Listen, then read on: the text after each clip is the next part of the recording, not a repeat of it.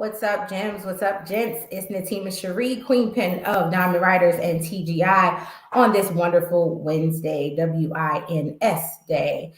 I know tonight I was supposed to have screenwriter Shamik Cook on. Unfortunately, he did have a family emergency, so please be sure to send him some love, some good thoughts, good vibes as he works through that. We will reschedule him at his earliest convenience, but I was able to pull together my diamonds, and they are here tonight to discuss pressure. Before we get started, though, I just want to shout out a couple of people, send out some love and some shine. Certainly starting with Colleen Diana, one of our transparent gems, who will be releasing her newest book, her sophomore book, on the 22nd of October. Super excited for her. Y'all make sure y'all go follow her at Colleen Diana.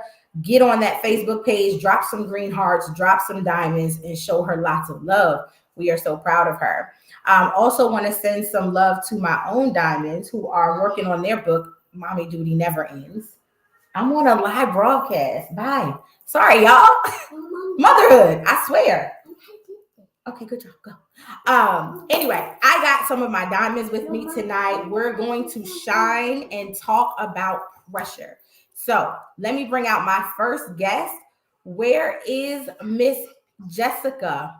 Jessica Newman, the culture keeper. Hello. Hey, how are you? I'm good. How are you? Girl, did you just see my whole mommy moment? Yes, girl. You have to lock the door. That's what I had to do. Is it pressure or no? All the time. 365. This is the pressure I'm talking about. Like, oh my gosh, it is never a dull moment when you are trying to find the balance between purpose and parenting. It is, the struggle is real. The struggle is real. But anyway, there's no happy balance. No. Girl, but please, really quick, introduce yourself. You are new to the platform. I mean, I think they met you during the virtual book release, but they really didn't get to know you as our culture keeper. So please take a moment and introduce yourself. Well, good evening, everyone. My name is Jessica Newman. I am the culture keeper of the Diamond Riders. Yes, I love my title. I am not only an author, but I'm a teacher, a mother, wife, and just all around best friend to everyone. I try to keep it together. Just like our title of the show is pressure. Pressure is always around me. So all I can do is keep pushing forward and pushing through it. But I'm glad I'm here tonight so that we can get in deep and really get to the nitty gritty of, how we all get through the pressure. So I'm excited and I can't wait to hear what everyone else has to say about it. Well, thank you so much for joining us. And I see you got Beneath the Crown right there in the corner. Yes, look, shameless plug. Come on, y'all. If you don't have your copy, get that. Don't wait for our next book to drop. Can you hear me now? Right. They hear you now. Well, thank you, Jessica, for joining me. I really appreciate you being on tonight. I'm going to bring out our other guests so we can jump right in.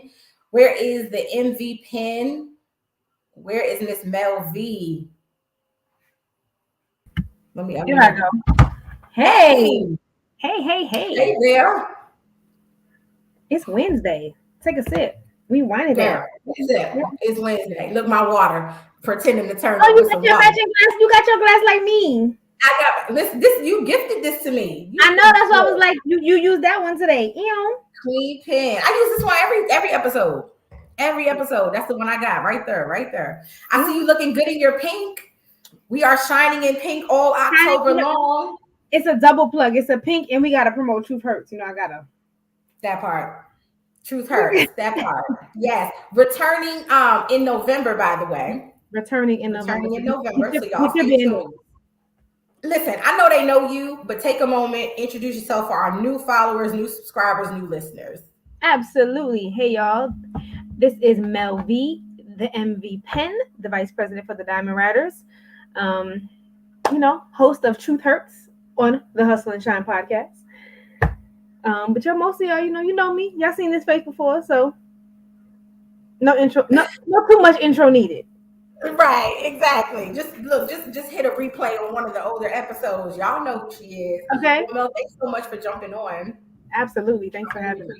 Being here tonight. We got two more folks that we're gonna bring out, and then we're gonna jump all up in. Where's our newbie? We got a newbie on the team. Where's Miss Danielle? Hey Danielle, you gotta unmute Hey, stuff. There you go. ladies. Hey. I'm Loving you in so your pink. excited.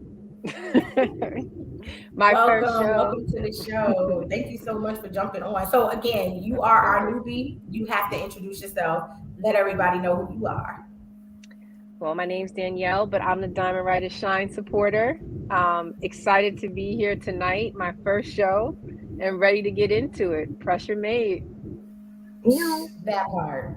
Pressure made. Well, welcome. We're so glad to have you. You are the Shine specialist, Shine supporter.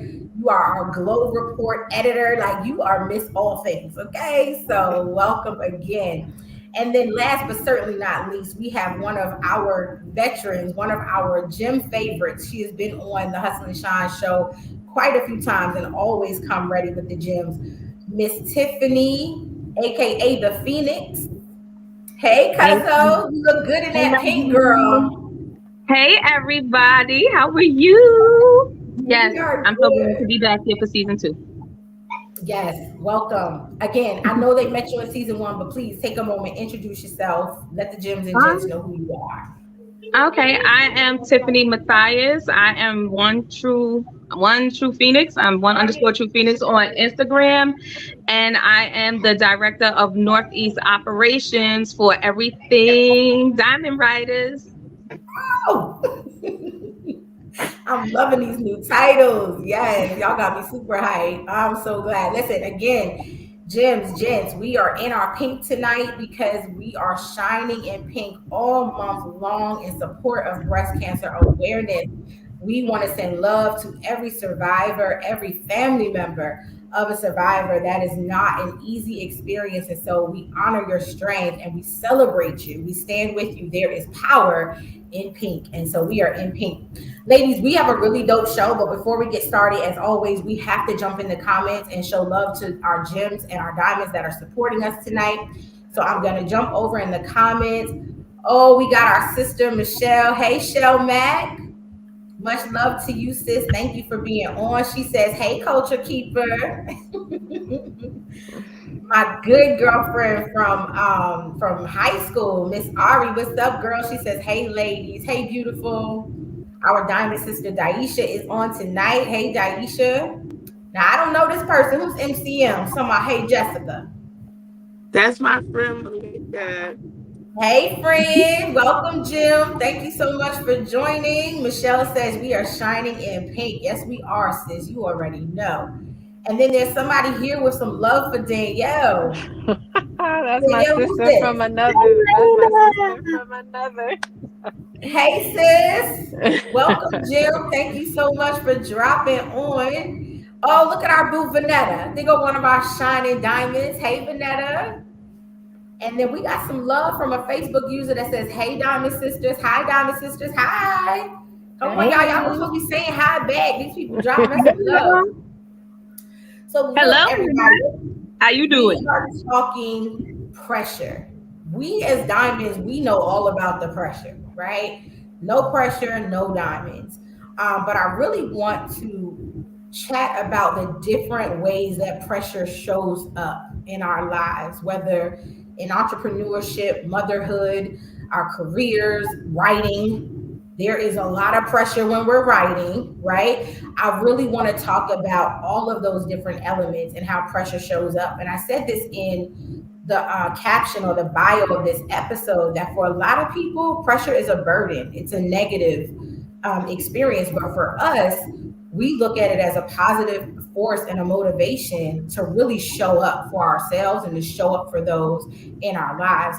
And so I really want to focus more on that, not really talking about the negative things that pressure can do or the results of pressure for some, but I want to talk about the pressure as a diamond, how we use it to really make things happen. So the first thing I want to do is I want to talk about the pressure of purpose. Like when you know what you're called to, first of all, you know that you're called, right? Because there's a lot of people who say, oh, I'm called to do this and I'm called to do that, and really are still discovering that. But when you know what you're called to and you know that you're called, there is an immediate pressure that comes with that. And I like to call that the pressure of purpose. So I'm gonna come to you first, Mel. Talk to us about the pressure of purpose. Listen. It's the deep breath for me. Right, because I mean that one is the heavy one because that purpose, like that pressure from that purpose comes from that pressure comes from so many ways, so many different areas. Like you get when you're really trying to walk in purpose, you got the people over here that don't understand what that means.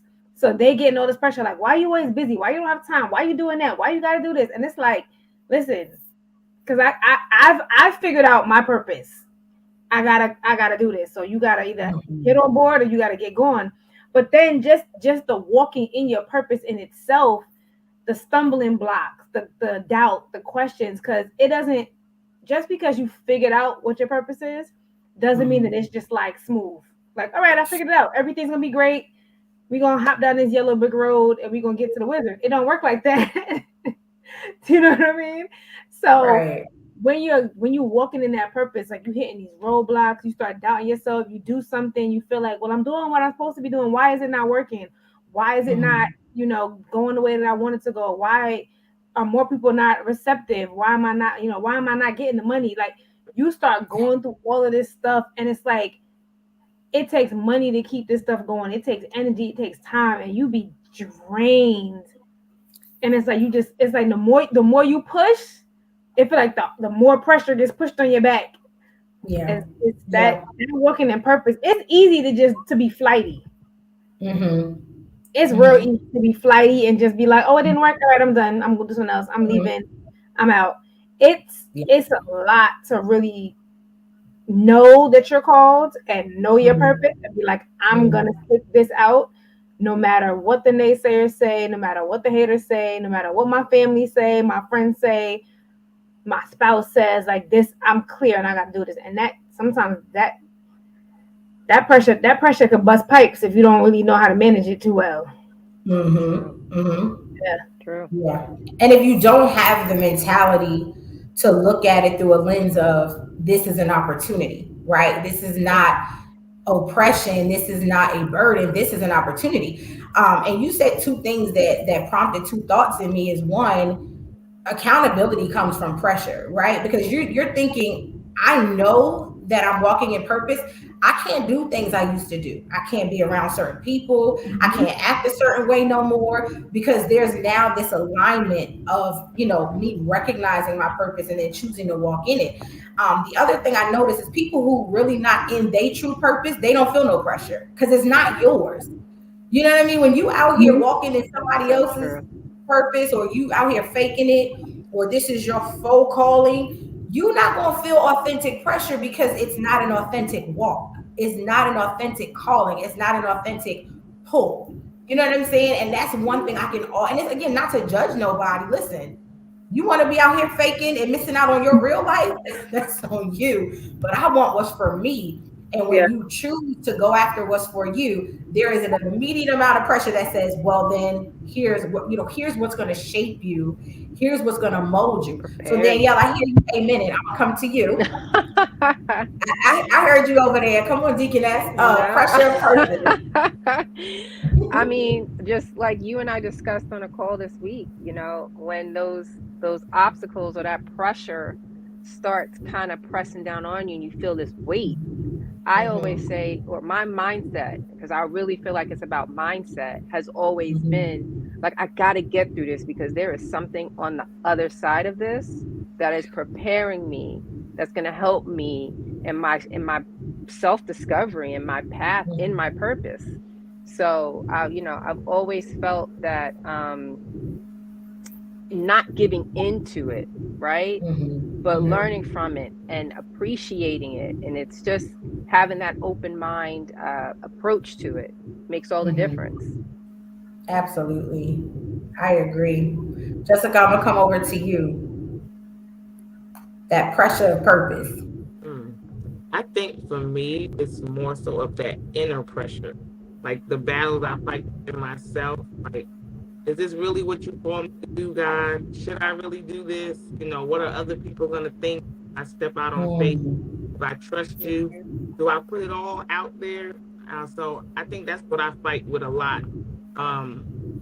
It's one thing to accept what you're called to do, but to actually believe it and see it going through. So we put ourselves in positions of, yeah, I can do it. I can do it. I know I can. But then you always self-doubt. Like, do I really think I can do this? And where that pressure comes from. So I'm not so worried about what other people are going to say. I'm worried about what my inner voice is telling me. That's my battle. And I overcome that small, tiny voice. Like, you can't do this.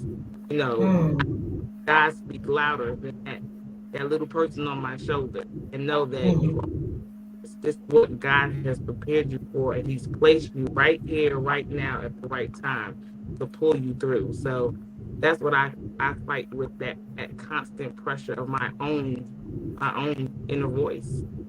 Wow, the self-imposed pressure. That's a whole nother episode. Wow. Tiff, I'm gonna come to you. I'm gonna come to the Phoenix. Jump in on this. That pressure that comes with knowing and walking in your purpose.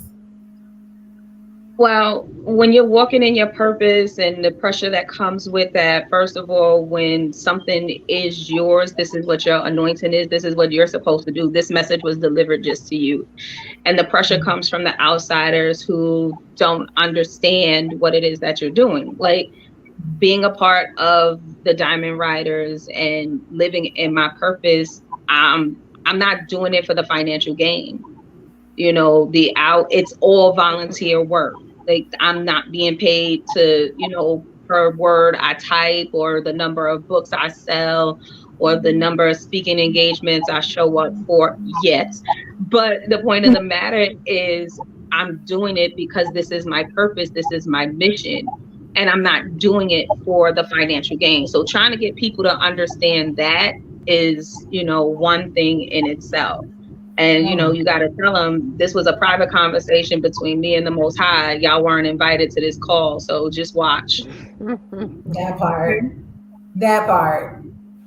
That is so good, Cuzzo, because there's so many who make the mistake of chasing profit and not the fulfillment of purpose, when really, when you walk in purpose, God is going to provide. The vision will come with provision if you do it the way that He says. But there's so many people who get hung up on, well, I need to make money. And listen, okay, this is a truth moment. Diamonds made zero money for 2 years. Okay. It was constant outgoing. I was constantly spending and there wasn't money coming in. But when you see where God is positioning us now, I'm like, okay, everything I invested in year 1 and 2 is so worth what is about to happen in year 3, 4, 20, and 35. Because what I can see, and I'm not even just talking see as a visionary, I'm talking what I see in emails and invitations and connections and network opportunities. It's like, okay, this is why the first 2 years had to go the way it did. This is why I had to sow in tears and sow financially and sow in time and energy, because what God is doing now, faithful over a few things. You have to be faithful over a few things. Everybody talking about, Lord, enlarge my territory. God, give me more. What have you done with what you got now? Okay. You fold under pressure. I'm talking turned into a cheap lawn chair from a little bit of pressure. Like this much pressure, and you like, Jesus, I can't, it's too much. I quit. And you so abandoning the people that you called to say, come on, Danielle. Listen, and so Tim, you lit a fire in me just now. Like, nah, y'all don't know about this thing. This between. I want you to get out my head. I want you to get like fires. I want you to get out my head, because I was sitting over here saying, like, we be good on our little slogans, and I was over here. I was like, the pressure and purpose is the patience, because that be it. It be that. Okay, but in like across the board, like that, the pressure in your purpose is the patience that we so microwave. Come on, and it's like, no, you gotta wait. And sometimes the wait is to find out what your purpose is. Right. We be so quick to want to find our purpose. What's my purpose? Well, she found her purpose, and she doing this, and and then you What was the you done pastor? made up a purpose. Tag me back in, Mel, please. Tag me back in. Look, tag, one statement I'm gonna tag you. Like, no, you be making up a purpose. You be over here like, you be like, oh, I like colors. Oh, my purpose is no, that's not it. No, no. Oh, I like shopping. No. My purpose is to be a no, because the stuff you shop for is not cute. So that's not your purpose. But like we be so quick to like want to rush past. Just wait. Let him tell you what your purpose is, and then let your purpose manifest itself to where it's supposed to be. Stop. It's not for you. So I listened to a sermon the other day, and the pastor said, "There's things that are for. There are things that God has done and has told you to do, and then there are things that you can't do, and you need to let Him do." And the more you try to do it, the further away you are from your destination. He was like, you ever be in the GPS and the GPS be like, you have arrived? And you be like, but I don't see it. So you keep going. And so it's like, no, stop. That's good. Wait on it. You keep pushing and pushing and pushing, and you pushing yourself further away from the destination you was already at. If you would have just stopped right there, been a little patient, and waited. Come on, Patience. All right, tag you back in. Okay. Look, because I almost jumped through the screen on you. Because here's the thing. There is such a beautiful experience when you are patient. And one of the things that my VP taught me, the VP of the Diamonds taught me, just because you're good at it don't mean it's your purpose. And so I had to let go of a lot of stuff that I was good at to wait for God to say, no, this is your purpose. Because y'all know I've had multiple failed businesses. Okay. I've had Magenta. I've had About Her Business. I've had, look, the list goes on, because I was trying to make things happen out of what I was good at. And God was like, that ain't even what you called to do. None of that is a part of this. And here's the second thing about being patient. And I'm going to go to one of the guests, one of my other diamonds. Some of us don't even want to study under somebody else. We want to be the leader right away. We want to be up front right away. We don't want to study and learn and glean from somebody who's actually doing it. And this is where we miss the opportunity to learn and serve and develop a servant leader's heart and a servant leader disposition. But then we also miss the opportunity for those networks and those connections and the things that person can birth for you. Because sometimes you're going to find your purpose serving somebody else. Ask Charlemagne. Who was he working for? Wendy Williams? He has what right now? #1 radio show in the. I'm just look. Y'all ain't got listen. Diamond Riders, we still small. Come back in 2 years when we mega, and we gonna be saying the same thing. Learn how to study under somebody else. Learn how to serve and learn. Wait your turn. You ain't just because you know your purpose. Don't run to the front with it, because it has to mature. You got to put some blood on that thing. You got to put some experience behind that thing for people to take you seriously. So yeah, I just wanted to get that out, because that Mel said something. I almost jumped, girl. I'm gonna come back to you, Jessica. Go ahead. I think another thing is learning obedience.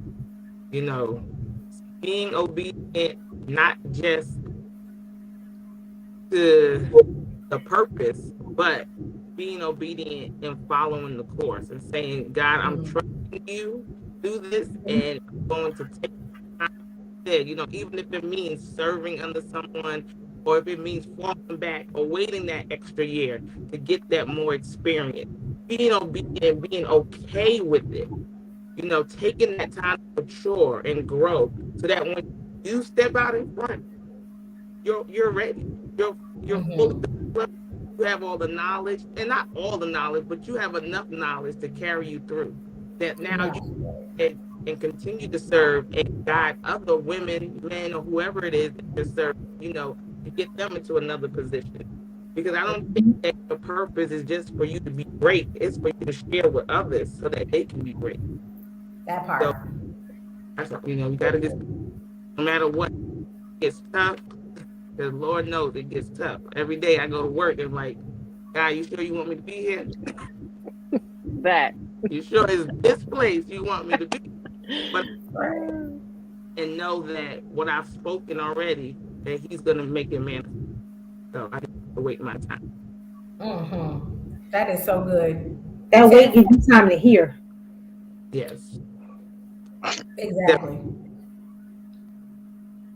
I just also want to add that a lot of times when people don't want to wait, they want to jump, ahead, and they want to, it's the ego. That's the ego that's leading them. Like, when you are really walking in purpose or doing work that's within your purpose, you don't need to rush it. The footsteps actually just fall as they're supposed to. So there's no need for you to run to the front or be like, I should be doing this, that, next, and another.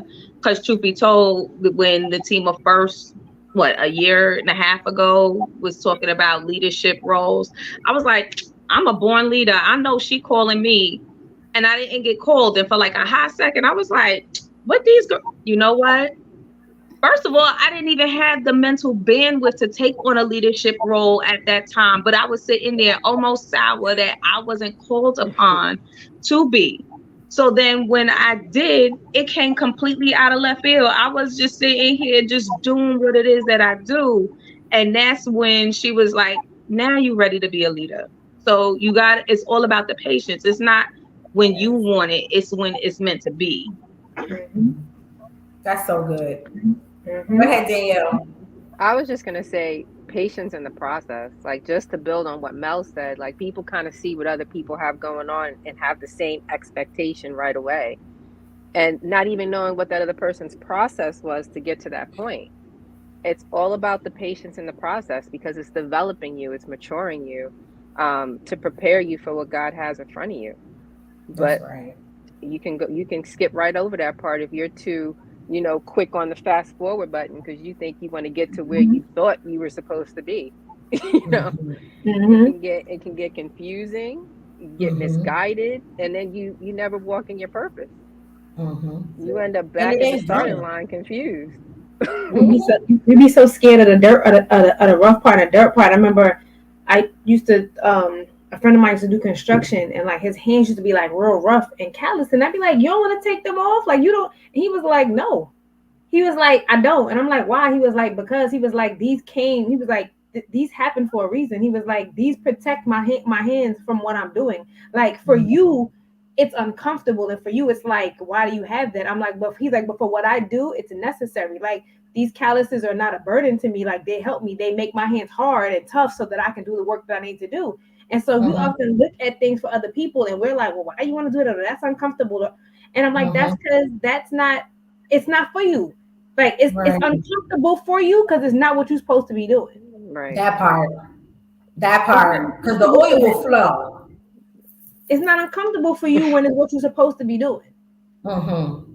It's not for you. Like, don't worry about why they got this and you don't have that, because your calling is. And the funny thing is, even if you're called to do the same thing, it doesn't mean that you're called to do it the same way.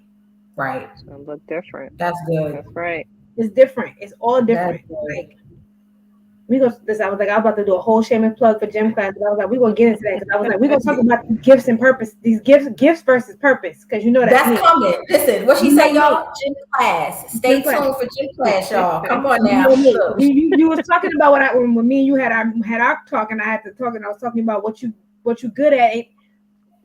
Listen, that's a whole nother. We gonna listen, y'all come back for gym class. The MV pen is going to teach gifts versus.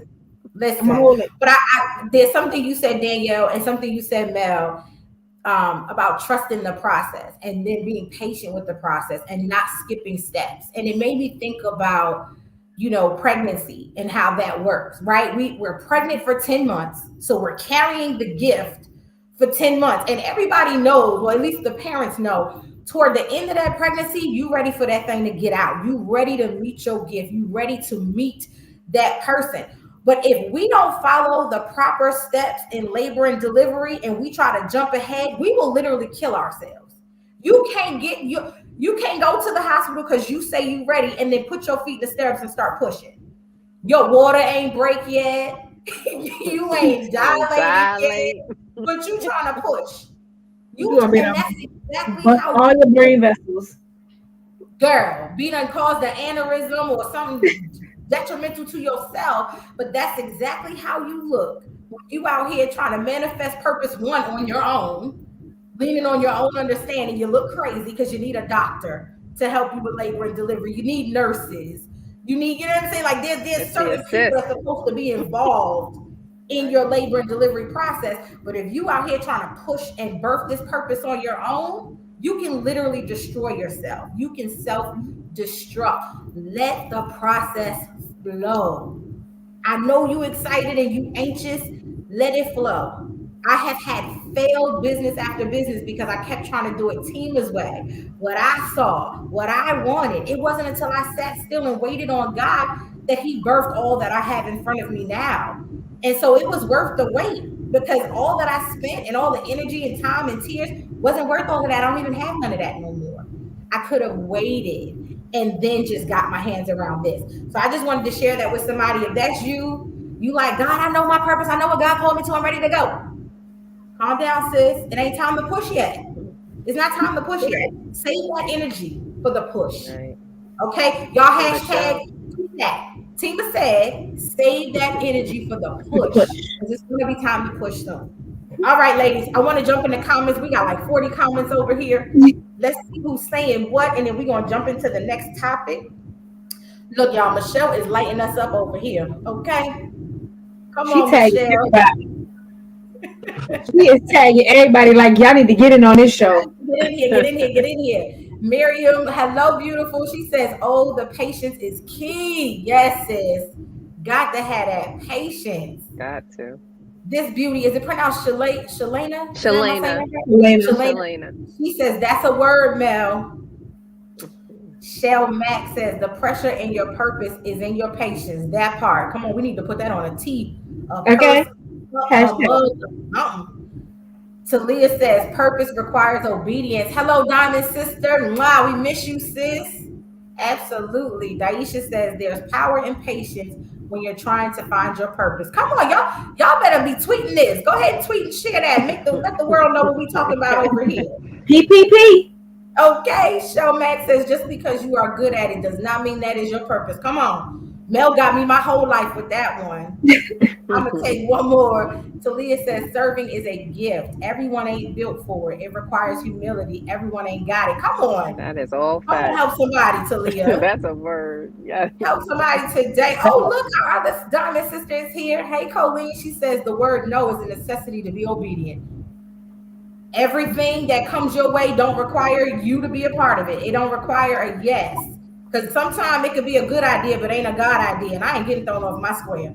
I'll be like, oh, that sounds good, but let me see if that's God. Because I didn't put myself through enough stuff. I'm waiting on God. It's a short word, but it got a huge A lot of impact. power. Listen, Okay? Whole lot of power. tiny word with big results. Ari says there's levels to the process. Amen. Yes, there is. Look, who this beauty here? Oh, that's a gentleman. Hey, gent. Hey, y'all, we got a gent in the building. He says, I'm not sure if this is for men, but I'm loving the dialogue. Our gents are welcome. Yes, it is for the men too. Thank you for being here. We appreciate that. All right, ladies. So let's jump because look, we could be talking about this one topic all night long. But if y'all are enjoying this, please stay tuned for gym class.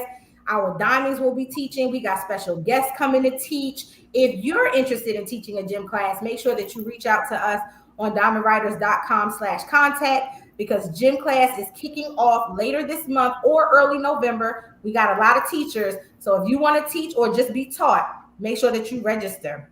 And make sure you like, comment, and share this on YouTube or Facebook. Share the link for the podcast. We're on Spotify, Applecast. So if you like what you hear today, share the blessing to somebody else so that they can be encouraged. Share some of these quotes and tag the Diamond Writer page as well. Thank you for that, Mel. So I want to transition and talk about the pressure to conform. Y'all know this is a huge sore spot for me. I deal with this all the time. And again, to our gyms and gents, we're not just talking about entrepreneurship and business ownership.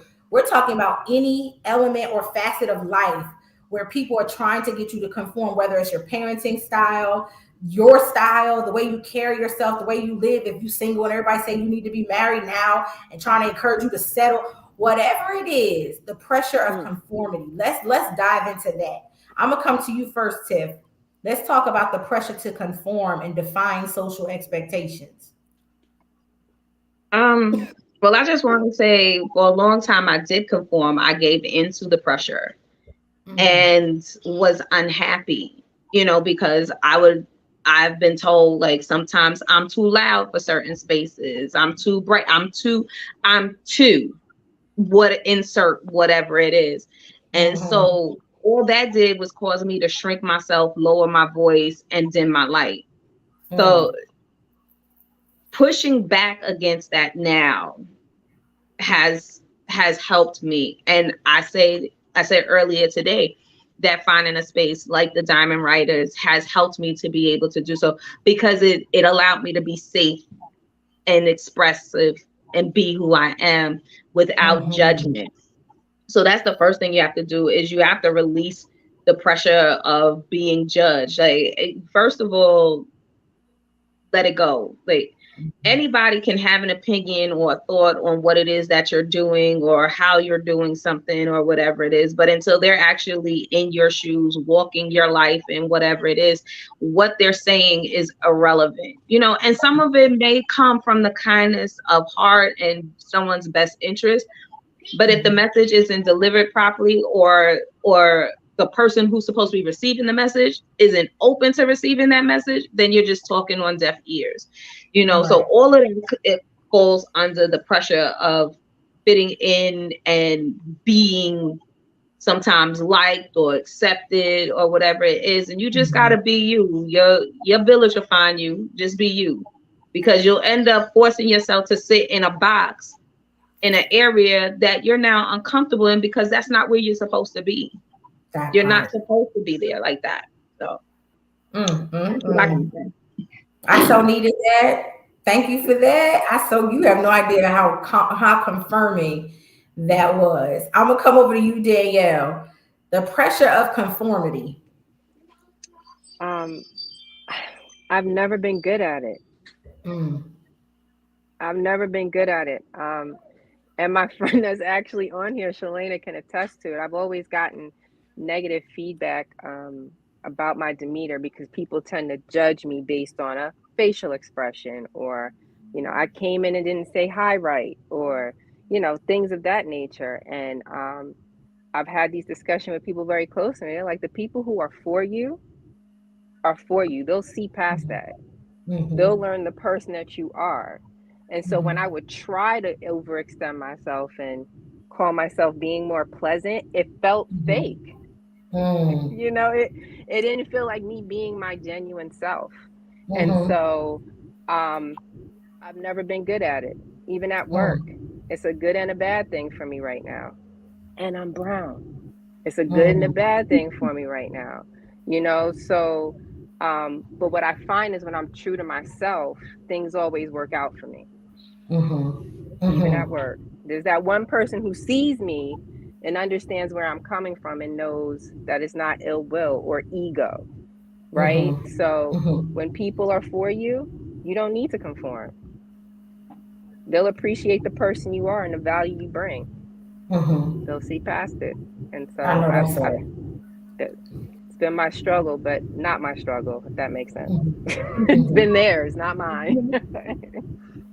And some people will call that like rebellious or rogue, or we no longer put Ooh, the positive on that. Really, I like to call that authentic, self-aware. Like, I don't have to conform, I don't have to comply with who you want me to be.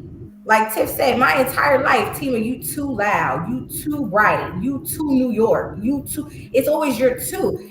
And I thankfully I never wanted to conform. I actually created a disposition that I intentionally buck against the system. Y'all know that. I say that in every episode. I say that in every diamond meeting. We ain't doing it the way they do it, because I intentionally make sure that nothing I do is parallel or consistent or compliant with what the world does, or social norms, or social media, or pop culture. It is my life's mission to do the complete opposite of what they do, because I don't like anything that takes away authenticity and individuality. I literally despise it.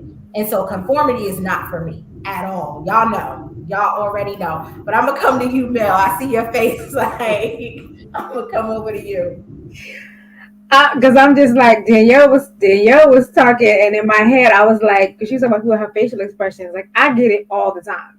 Like, and the funny thing is, I get told a whole lot, and I hear it all the time. And at first, I used to be offended, and I'll tell you what to say. I used to be offended. I used to be like really self-conscious, like, well, and then my response changed. So I get told all the time that I look intimidating. Mm. And so I've come to realize that sometimes my response is no, I don't look intimidating. You are intimidated. There's a difference. Like, don't deflect your intimidation on me. Right. That you're intimidated. I don't look Right. intimidated. So that that's on you. I'm not going to, as she would say, like I'm out a lot with like the industry. I mean, I'm always out in the public, and they're like, "Well, you need to smile more." And I'm like, I do, but I'm not gonna sit here and look like a Cheshire cat all night to make you comfortable. like, like I'm not gonna do that. Like, Right. but to make you more at ease or you more comfortable because me being a strong female makes you uncomfortable. That's on you. That's personal. And I feel like as women, especially women of color, we're supposed to. It's like it's our job to make you feel comfortable. That part. Right. Absolutely not. That's not my job. My job is not to make you comfortable. My job is to be who I am. And it's up to you to decide whether or not you want to take the time to get to know me beyond yourself. Because some people only want to know you for self. That's it.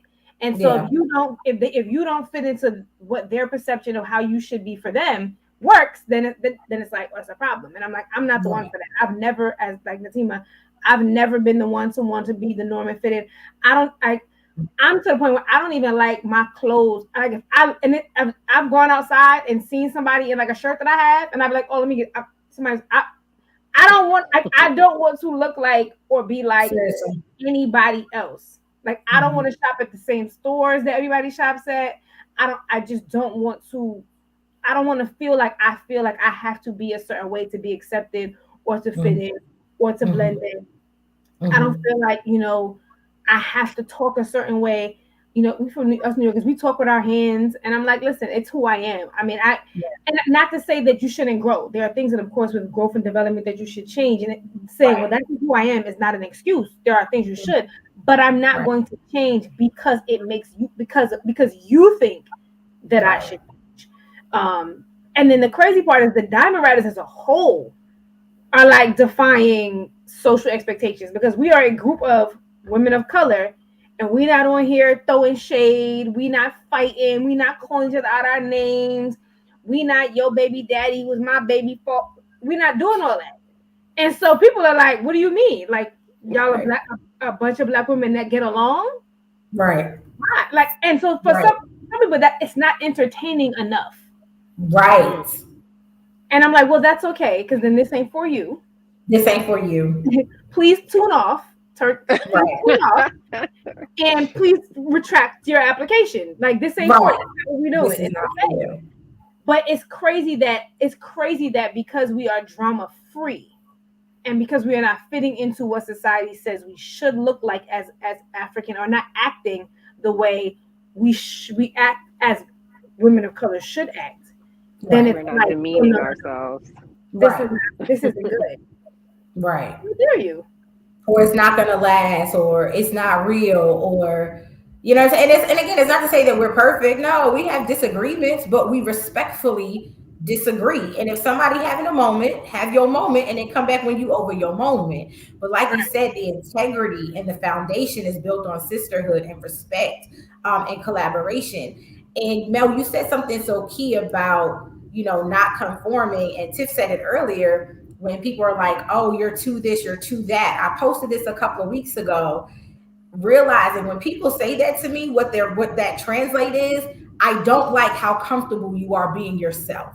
That's literally when anyone says to you, "You're to this, you're to that." It's literally them saying, "I don't like how confident you are as yourself because I'm out here trying to be somebody I'm not. I'm out here trying to be Cardi and you know what I'm saying. Whoever else is trending, I don't even know the new chick. What's her name? Glorilla, whatever.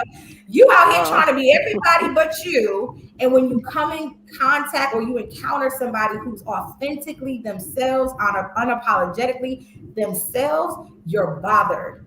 And so you have to then throw shade. You have to then tell them, oh, well, you should be more like this. Make you No, feel no, better. you should be more like that. I'm cool being Tima.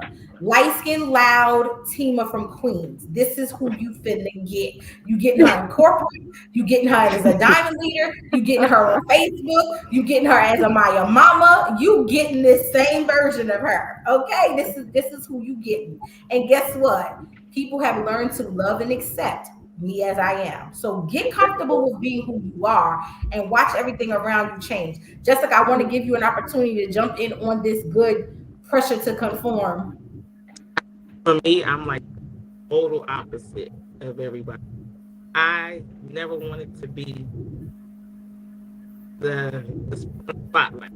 So I will always just give it. Oh, you like that movie? Me too. You like that song? Okay, me too. And I put self-esteem. I never wanted to be greater than the people I was around. But then I had to realize what kind of people am I around that want me to dim my light.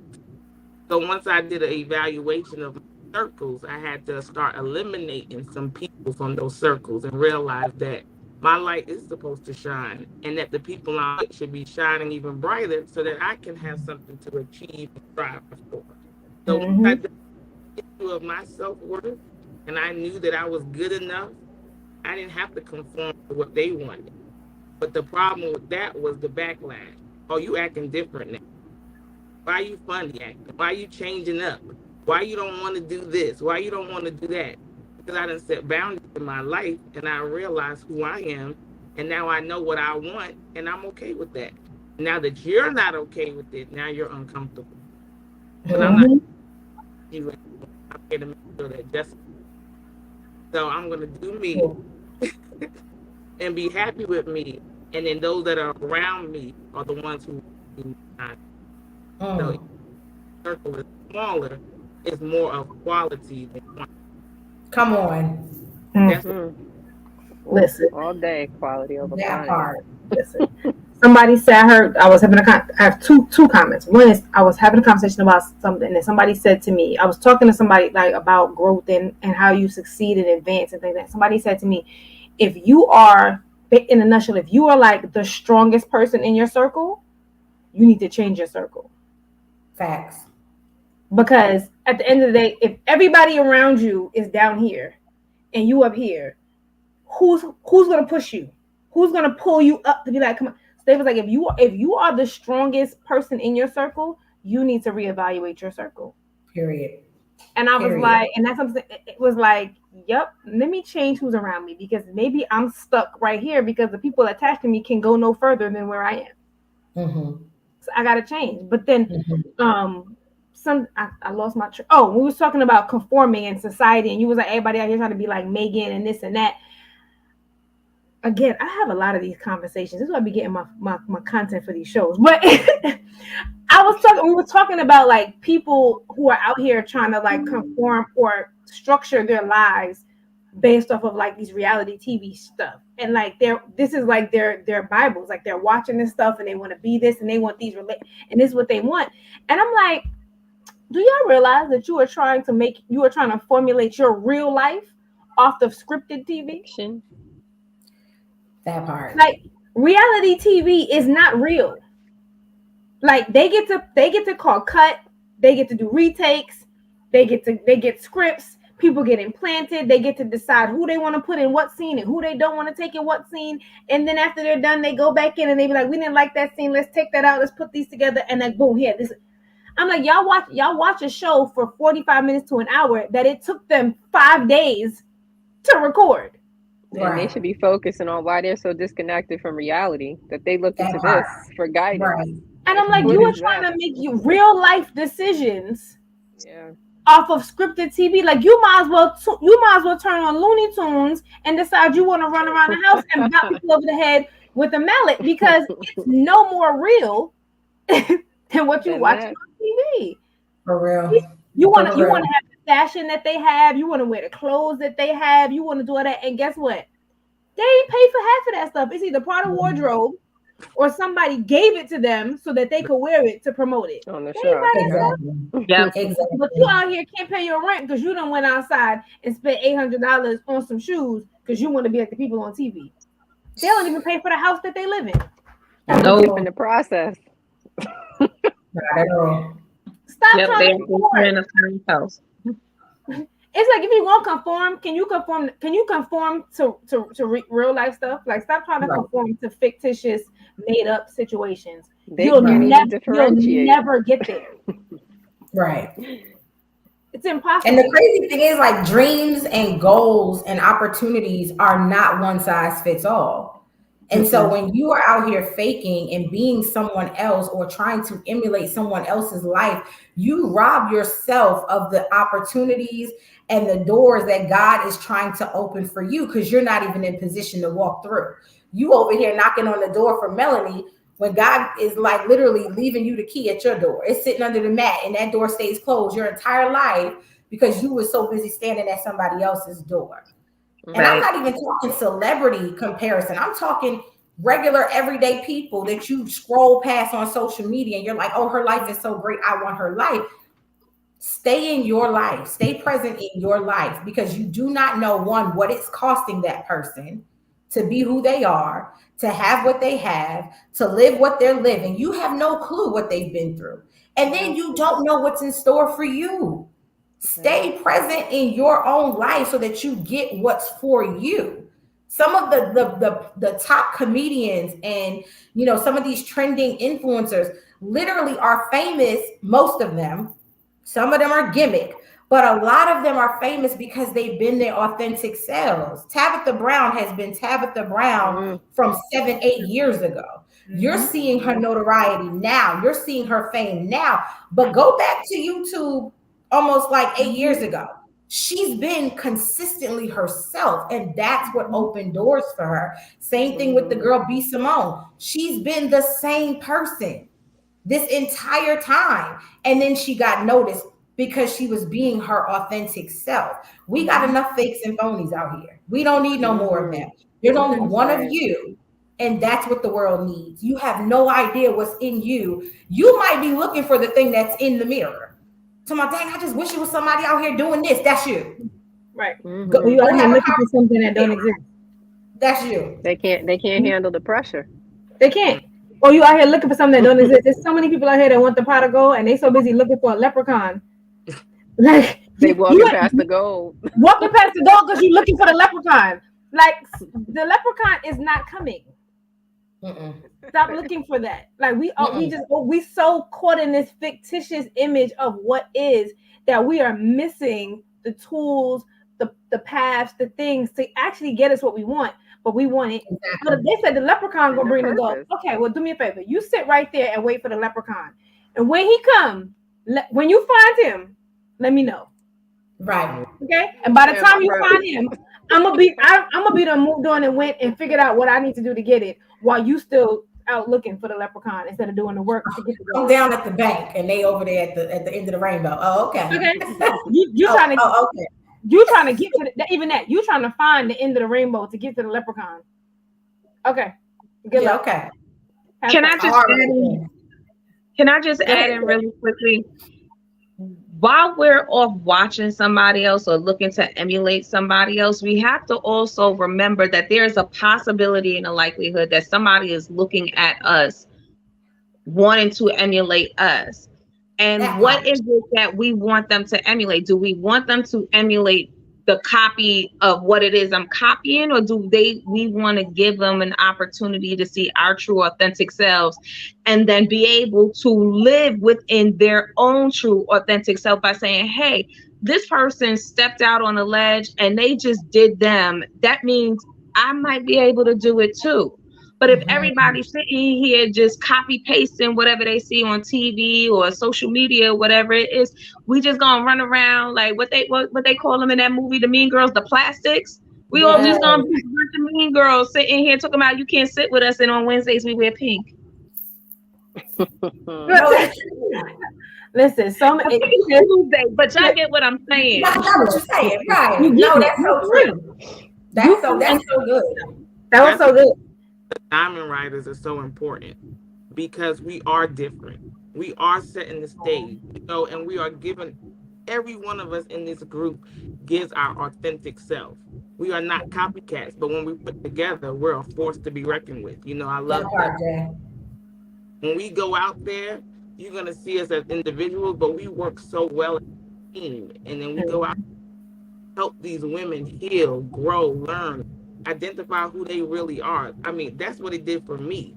It opened up the door to allow me to be me. Finally, after 39 years, I finally was able to accept who I was, love who I was, love who I am, and be comfortable with it, okay with it, secure enough in it, that now I'm ready to go out here and shine and allow other women to do the same thing.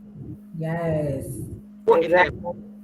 Kind of groups and gatherings like this in the typical ghetto, controversy, baby mama drama. There's none of that here. It's a safe place.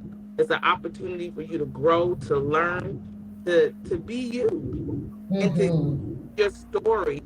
Because so many are going through the same thing you went through, but they don't have no God.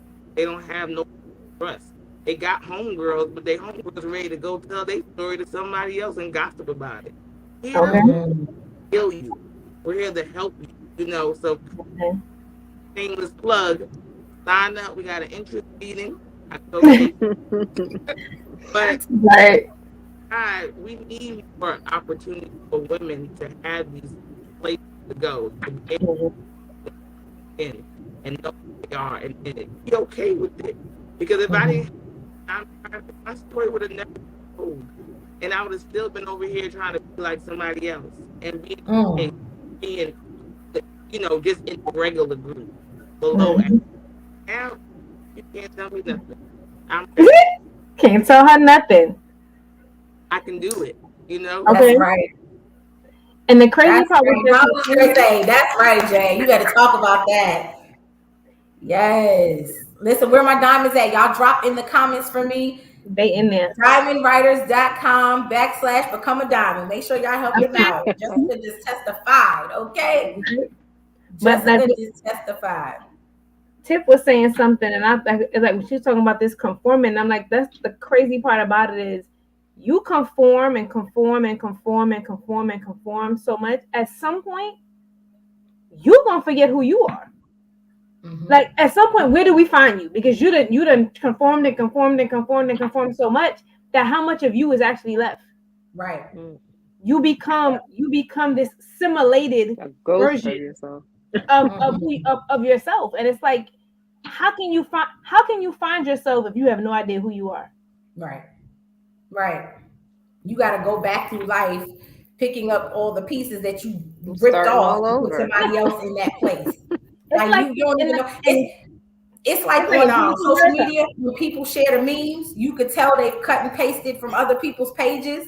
And so from the original to the version that you see on your timeline, it looked like it done been through some things. That's pretty much how we look. Like so far from the original, far from the first version of it that by the time it gets to you, it's like, what was this supposed to say? What was this supposed to look like 12 shares ago? You know? People coming to America. What's your favorite color? Whatever color you like. What's your favorite this? Whatever you like. Like you just have no idea, like no concept of yourself. Bark like a dog. It's true. Like if you really like, let's take music for instance. It's literally like whatever you like. Because I promise you, if I don't listen to the radio, but if I turn on the radio and listen to the radio for 30 minutes, 20 of those 30 minutes is going to sound like the same song, and it's going to be 6 different songs, and it's going to sound like the same thing. Why? Yep. Because it was like, oh, that worked. I'll do that. What Yep. what kind of music do you like? Whatever music gonna make me money. What kind of music? Right. Radio. That's it. It's It's true. just no, you have no idea who you are, what No you're trying clue. to say, what statement you're trying to make. You have no idea what you talk all the time and have no idea what your voice sounds like. Right. Ooh, Exactly. Just as come long. on, somebody. Truth That's hurts. a whole word. Hold up. Truth That's a hurts. hashtag. Ouch. Right. Hashtag truth hurts. Ouch. Damn, I No felt idea that what one. your voice is. It's a long one, but it's a valid one. You talk all the Listen, if time. that cuts you, stay for the next topic because we are going to stitch you right back up. If you just got cut by mail, don't be bitter and leave. Don't be mad and leave. Stay because we're going to stitch you right up. So, look, ladies, we had 2 more topics, but we don't have enough time for both. So, we're going to just get into this one because y'all heard my bedtime alarm just went off. Y'all, listen, if y'all so savage, y'all know the team will go to bed like an old lady, okay? But we're going to fit in. Maybe we could try to do both in one really quick, but let's definitely get to this next one. The pressure to be perfect, ignoring the opinions and expectations of others. Oh boy. And it kind of goes along with conforming, but just in a different way. You know, some of us are strong enough not to conform to what social norms say we should be or what popular culture says we should be. But sometimes we fall to the opinions of our loved ones, our family members, our friends, our boo thing, right? We try to be who they want us to be. We try to be perfect in all of these different ways. We want to be the perfect mother, the perfect girlfriend, the perfect wife, the perfect employee. It's not realistic, and it does create a lot of pressure. So I want to talk about that. I'm gonna come to you first, Danielle, because we ain't heard from you in a minute. Tell us about that, the pressure to be perfect. How does that show up for you? The one thing that I can really identify when it comes to that is at work. I tend to hold myself to a certain standard at work that I find others don't. And I find myself in this place of I'm doing everything right. You know, I know my regs. I know how this applies. I just need to get them on board. And you're met with all this resistance. Meanwhile, I've crossed all my T's. I've dotted all my I's. And it's gotten me nowhere but frustrated and stuck doing it myself most often because I can't get them to cooperate. And then who looks bad when it's not done? So I found that we were talking about before, finding my own voice in it. And I no longer go to them and try to do it the perfect or right way in their eyes. I do it my way so I know it's done correctly. I don't have to deal with chasing them around, right? I'm no longer under that pressure to conform to how they think it should get done. I've gotten comfortable with myself so that I don't have to focus on that anymore. Right. Being your own authority. I know that's Being right. my own self. That's That's right. right. It's job done. I can no longer be concerned with you lacking. Can't pick it up. Right. Tiff, I'm gonna come over to you. That pressure to be perfect. So it's reminding me of one of the topics that I speak on, which is imposter syndrome. And for me, my biggest imposter is the superwoman. Like I have to do everything because if I don't do it, it's not going to be done right. It's not.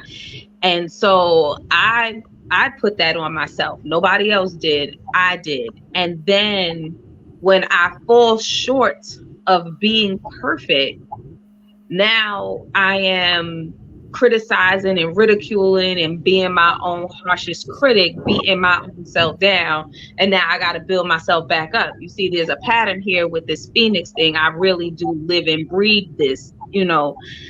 And so giving into other people's opinions and expectations actually for me comes after I done set my own individual goals and expectations that sometimes seem too high, too glorious for me to go for. Like I have to fall back sometimes.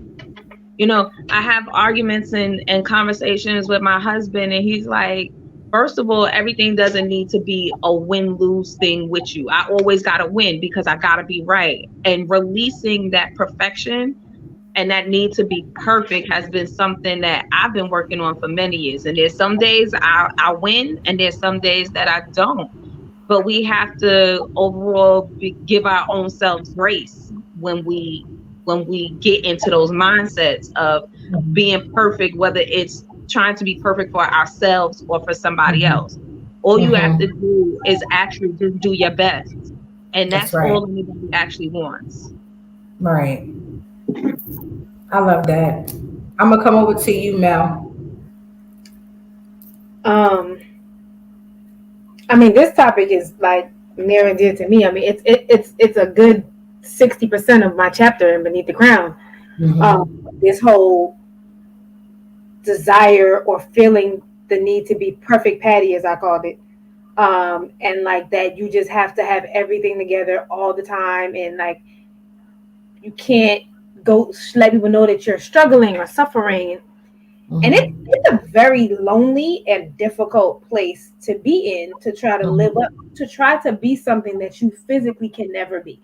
There was only one perfect being, and he got put on the cross and put in the tomb. So if any of us can get killed today, lay down, and get up in 3 days, then let's talk about perfection. Because that's, other than that, I know of no other perfect being. Right. And we are striving for something that is impossible. And in doing that, you literally will drive yourself crazy, because you're trying to obtain something that no matter what you do, no matter how much you do, you will never, ever, ever obtain it. Nope. You cannot. There is no such thing as perfection. It doesn't exist. Nope. And you fool yourself into thinking that it's possible. Right. So what happens is you become perfect at hiding the truth of what's really happening. So you can become very good at that. You'll become, but then it's like, are you really perfect? You've presented a perfect version of yourself. Right. And as a version. Because you presented a perfect representative. Exactly. The persona. Right. Oh, my representative is flawless. Don't get it. My representative is flawless. I promise you, you don't want to be around her but for so long. She's super plastic. Wow. She's super artificial. Because everything that is imperfect about her, she has to hide. Wow. And I'm like, that literally is what that striving for perfection, and that, taking on everyone else's opinions and everyone else's expectations. Every time you take on somebody else's expectations, you give away a piece of yourself.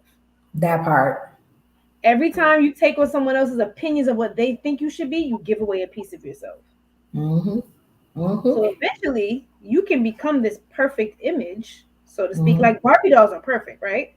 But even a Barbie doll, she can only move but so many ways. Her arms only go but so many ways. Her legs only go but so many ways. Her head, there's only but so much movement that Barbie doll can do. Right. And guess what? If you move her leg too far the wrong way, it will pop out of socket. Pop out. If you move her, it'll pop out. So it's like you can falsely create this image of perfection. But unfortunately, living in that image of perfection, if you do anything outside of those parameters, you're going to pop your arm out of socket. Yep. It don't work. And I mean, unfortunately for me, I had to learn it the hard way. Because the pressure of trying to be perfect was too much for me. And I was like, I'm over it. I'm out. I don't be in them. I can't do it. Because it's an unfair expectation that you put on yourself. And when you can't reach that expectation, it breaks a piece of you. And if you keep breaking a piece of you, eventually you're going to crumble. And if you keep trying, that's what's gonna happen. So yeah, that striving for perfection thing, we gotta get that over. The most perfect, and you really call it the wrong thing is yourself. And it's actually the wrong thing. I tell people all the time, you're not struggling with perfection, you're struggling with pride. That's not perfection, that's pride that you're dealing with. because you know what I'm saying, when you accept who you are, and this whole self-love thing, right? Again, y'all know I can't stand trends, ugh. Okay, but I'm here for the love. I'm here for it if it's authentically what you desire.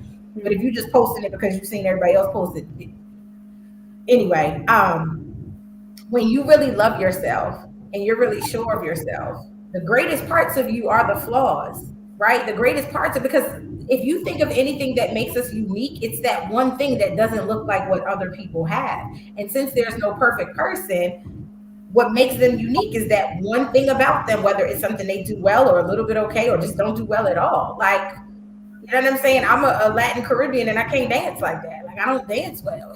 But I have a damn good time no matter where I go because I'm okay with myself. When I was growing up, I used to try so hard to be the best version of myself for everybody. And what it did was it created that as an expectation. Everybody expected me to keep it together. Everybody. So when I had a weak season and I had a broken season, people didn't know what to do with me. They was like, "What the hell? What? We, Mhm. I don't know what to do with you. Like you're always together. You're always Together. strong. You're always playing. You always have a plan. You always know what you want to do. You always have a direction. You always have a goal. I don't know what to do with you." And so I realized I have to show people the hurt, broken, ugly parts of me just as often as I show them the put together, well organized parts of me. Because the two of them is who makes me who I am. And I realized it was pride. It was never the desire to be perfect. It was, I didn't want people to see me like this. I didn't want people to see me naked. I didn't want people to see me ugly. I didn't want people to see me vulnerable. And so I would always show, oh yeah, I got it together. I don't need that. I don't need help. I don't need this. I don't need that. And when I did, folks was like, well, I don't know what to do for you because you're usually always so, you know what I'm saying? You always got it together. And so again, if that's you, that's pride, sis. That's pride. Let that go. Pray about that. But Jessica, I want to come to you and then we got to wrap this thing up. Just to piggyback off of what Mel was saying about your representative. So, like in my chapter, Can You Hear Me Now? I speak of myself as being my representative. And I was that person for so long because I was so worried about other people's opinions until I realized that opinions are just like assholes. Everybody got them. So, once I realized that and started focusing on me, I could care less of how you feel, what your expectations were, your opinion of me, how I looked, how I talked, how I dressed. I didn't care no more because now I was comfortable with me, and that's all that mattered. So you can keep your opinion, your expectations, and I'm still gonna do it. But I think the areas I struggled with was being a mom, being a teacher, and being a wife. Because people already have what they think you should look like, what a mother looks like, what a teacher looks like, what a wife looks like. And once I Right. stopped listening to your opinion and the way you live your life, and start doing me and saying, as for me in this house, this is how we're gonna do stuff, then Right. nothing mattered to me. I worried about my happiness and what I could handle and what worked for me and my and what worked for me and my students and what worked for me. And that's what I focus on. So you can keep your opinion and have your expectations, but I'm still gonna do. That's right. Period. As my little cousin say, period. With a T. I know that's right. I know that's Right. right. Look, I know we ran out of time. I did want to talk about the pressure to connect and building a supportive network. Y'all know how important that is to me to have community. But y'all know I don't like the show to go over too much. But if you could quickly in 2 minutes talk about the pressure to connect and really building a healthy community, a healthy network around you. I think sometimes we have the expectation that we got to stay connected to people we grew up with and we got to connect with family on a regular basis. But if they're not healthy, let they asses go. Especially if you have goals and things you want to do with your life, you need to be reaching forward. I'm a big proponent of people have three different directions they need to reach out to. You need to reach behind you, Pull up those young sisters, bring them up to where you are, teach them, train them, coach them, groom them. You need to reach out next to you to them sisters, your peers. You know what I'm saying? Really iron sharpen iron, like lean on one another, but you really need to be reaching forward. You need to reach toward the women that are in front of you, that are doing the things you want to do with your life. And if there is anybody around you who is stagnant, hating, discouraging, negative, let they ass go. I don't care how long you've known them. I don't care if y'all grew up together, used to bathe together, at the Easter egg hunts together. Let them go. Get you a network of women, a community of friends that are going to support you and champion you, that are going to check you when you being petty and childish and selfish, that are going to inspire you when you too afraid to do something. That's going to say, no, sis, you could do that. You got this. That you got this. Can they hear you now? Use your voice. Like those are the type of people you need to be connecting to. So I'm gonna literally go as my screen shows me. I'm gonna come to you first, Mel. And Mel, as you share with them the pressure to connect, can you also drop them your final thought? Give them a gem before we go. Got you. The pressure to connect. I'm just gonna pick back on what Tina said. I feel like we need to treat the connections in our life the way we treat our tangible connections. So if you have internet connection, you have an internet provider, and your internet provider is not letting you connect what you need to do, guess what you do? You cancel that subscription. You find you somebody else. If you got a cell phone plan and every time you pick up your calls is dropping and you can't get your text enough, guess what do? You don't stick with that plan. You either get a new plan. We need to do that with the connections in our life. So if the people around you are not connecting you and extending your reach and you know what I'm saying, your calls not going through it. I don't mean you physically calling them, but the calls that you have on your life are not going through, and you can't search the web and what you need to do because they're not connecting you to the right people. Guess what? It's time to get new subscriptions. Let them go. They gotta go. They gotta go. What is your final gem, sis? What's your final thought for the good people? Ooh, my final thought is, listen, pressure makes diamonds. Pressure is needed. It is a requirement for growth. Don't run from it, push through it. Okay? Yes. If you feel in the pressure, if you feel under pressure, that means you are going through the process. And if you out here with no pressure, then maybe you need to check yourself and figure out what you're not doing right. Because you're probably doing something you ain't supposed to do. That part. That's that part. Thank you, MV Pen. I'm gonna come to you, Jessica. The pressure to connect. What advice would you give folks for building a support network? And then give them your final thought, your gem. Connections. Do not connect yourself to people who drain you. Not let yourself be the brightest light in the circle. So continue to reach, continue to strive, and let go of those things that are holding you back. You know, it's like there's branches, there's leaves, there's roots. The roots are here to stay, the branches sway, and the leaves are there to grow, to flow away. So decide on who those people are in your life. Are they the roots? Are they the branches? Or are they the leaves? Once you make a decision, start doing some pruning and focus on your growth. My gem will be tonight, don't let pressure break you, but let it shape you. Because what you're going to have to change, and you're going to have to mold yourself into something that you never thought you'd ever be. And once you realize the possibilities are endless of where God can take you. Oh, that's good. Oh, I like that. Tiff, I'm gonna come to you, Cuzzo. Building a support network, pressure to connect, and then a gem. So the pressure to connect, have multiple groups.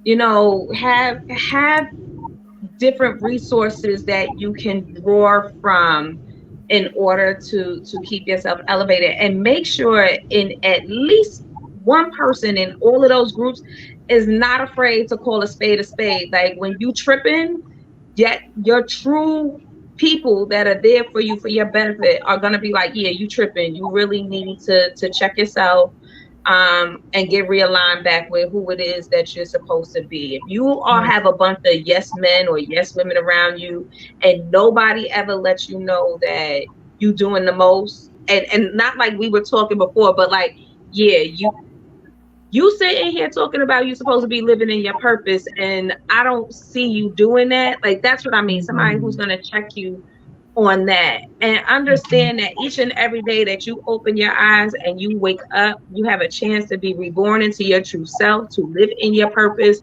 to strive under the pressure, and just keep going for it. The only person who can stop you is you. Yeah. Everybody else, you can just bulldoze right over them, especially if you have those networks that I'm sitting here talking about. Because your real team gonna help you, and they're gonna help you get to where you want to be, because they want to see you grow and they want to lift you up. And you should be the same to somebody else. Mm-hmm. Mm-hmm. What's your final gem? Wait.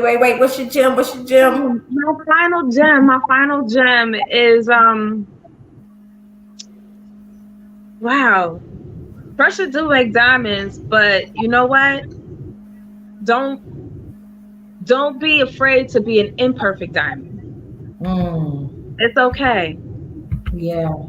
It's those imperfections that make us unique. Yep. That part. Danielle, I'm gonna come to you, sis. Our newbie. I think my biggest pressure to connect was at the loss of my mom, because in that Mm. moment I lost everything in a day. And I Wow. felt this pressure to look to people that I thought would have been there.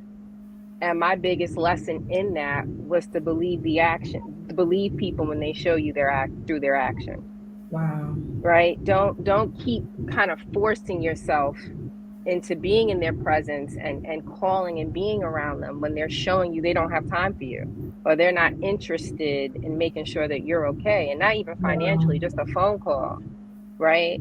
So that was my biggest lesson in feeling the pressure to connect, because I felt so lost and alone. Mm. And Mm-hmm. so the biggest takeaway I had was my biggest supporters were right by me, and I had only known them a few months. Mm-hmm. My friends from college that I'm friends with till this day. So you just Mm-hmm. never know how God is going to align people that you would Mm-hmm. never think to look to be your support, to be that connect, to be that one push, that one person that gives you that push or that gem that helps you look at things differently and help you push through Mm-hmm. whatever it is you're going through, Mm-hmm. right? So just to kind of piggyback off Tiffany, as she right before she said it, I wrote the imperfections of what I experienced, because I had an idea when my mom died. I'm like, I'll have this person, I can turn to this person. And when I Mm-hmm. realized that wasn't it, it Mm-hmm. really made me more aware that my biggest supporters, my biggest connect are people who aren't even bloodline. Mm-hmm. Those are the people who show up for me. Mm-hmm. Those are the people who support me and check in Mm-hmm. on me. I do have Mm-hmm. family, because I don't want people on here thinking I'm not I'm talking bad about them, but no, really, that was my biggest takeaway. Like, just trust what Mm-hmm. people are showing you. Don't look any deeper than what you're seeing with your own eyes. Mm. And your biggest imperfections are what going to make you the best person that you're going to be. I People received people that. won't people won't see that value right away, but you will with time. You got to trust the Mm-hmm. process, like we've been saying, this whole hour. We got to trust the process and push through it. Yeah. Absolutely. That is so good. That is so good. Well, listen, this has been an amazing episode. I've enjoyed having you ladies and talking with you guys, or with you gals, you gems, you diamonds. I guess my final thought is, for it actually goes along with relationships and things, like, don't be offended when someone cannot reach out. It's really important to me about connections that we give people their space and give them their room to grow, to heal, to hurt. Sometimes we get so offended and we sever relationships with really dope people because we were in our feelings, instead of saying, maybe this person is going through something. This is not their track record. They usually don't ignore me. They usually wouldn't, you know what I'm saying, not speak to me. But if they didn't, I wonder what they're going through. I wonder what they might be facing or carrying. So it's not always about you. Make sure that when you are connected to someone and not attached, there's a difference between connection and attachment. That's a whole nother episode. But when you're truly connected with someone, don't sever the relationship until you are sure that that's what you're supposed to do, and that there's valid reasons for it other than you being offended or in your feelings. And so that's all I want to say. Don't miss out on dope folks because you mad, okay? Stay connected with those you're supposed to, and then let the rest go. And until next time, ladies, what do we say? What is the line? Y'all continue Continue to to hustle hustle and shine. and shine. Good night, everybody. Thanks for tuning in. Good night. Good night.